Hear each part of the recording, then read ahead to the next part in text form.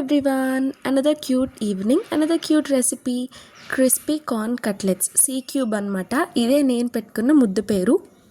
ఎవరికైనా ఈవినింగ్ మాటలు హెల్దీగా టేస్టీగా టమ్మీ ఫుల్ అయ్యేటట్టు తినాలి అని అనుకుంటే ఈ రెసిపీ ఒక్కసారి ట్రై చేయండి. మేము కూడా ఫస్ట్ టైమే, బట్ సూపర్గా ఉంది. కార్న్ని ఇలా 2 కార్న్స్ తీసుకున్నాము. ఇలా విడిగా ముక్కలు చేసుకొని పక్కన పెట్టుకోండి. ఒక గ్రైండర్లో 4-5 పచ్చిమిర్చి, అల్లం, వెల్లుల్లి, 1 కప్పు వేరుశనగుళ్ళు వేసుకొని ఇది కచ్చాబచ్చాగా పేస్ట్ చేసుకొని పక్కన పెట్టుకోండి. తర్వాత మనం తీసుకున్న కార్న్లో ఈ పేస్ట్ వేసుకొని 1 కప్పు సన్నగా తరిగిన ఆనియన్స్, కొంచెం పసుపు, చిటికెడు ఉప్పు, తగినంత కారం మరీ ఎక్కువ వేసుకోవద్దు, ఎందుకంటే ఆల్రెడీ పచ్చిమిర్చి ఉంది కదా, మన హెల్త్ కూడా మనం చూసుకోవాలి. కొంచెం కరివేపాకు, కొత్తిమీర వేసుకొని తర్వాత కొంచెం జీలకర్ర ఇవన్నీ వేసి 2 to 3 స్పూన్స్ శనగపిండి, ఇక్కడ మేము 2 స్పూన్సే వేసుకున్నాము ఎందుకంటే హెల్త్ కోసమే.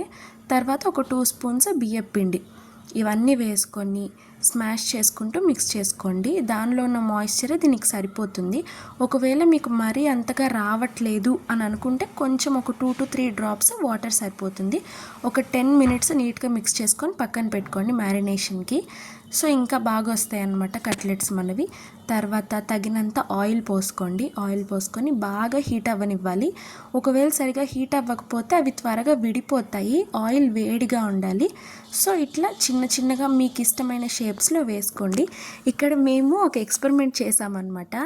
సో సరదాగా వీడియో తీద్దామని ఒక ఫస్ట్ రౌండ్ ఏమో బాల్స్లా వేసాము, తర్వాత ఏమో కట్లెట్స్ షేప్లో వేసాము. చిన్నప్పుడు బీట్రూట్ కట్లెట్స్ ఒకసారి మేము తిన్నామన్నమాట. సో సేమ్ అలానే ట్రై చేద్దామని వేసాము. ఎంత ప్రెట్టీగా ఉన్నాయో చూడండి. చూడ్డానికే కాదు, తినడానికి కూడా సూపర్గా ఉంటుంది. హెల్త్కి కూడా త్వరగా డైజెస్ట్ అయిపోతాయి, ఎందుకంటే ఆల్రెడీ ఆనియన్స్, అల్లం అన్నీ ఉన్నాయి కాబట్టి నో వరీస్. ఇట్లా బాయిల్ అయ్యేటప్పుడు మధ్యలో తీయద్దు, వెంటనే విరిగిపోతాయి.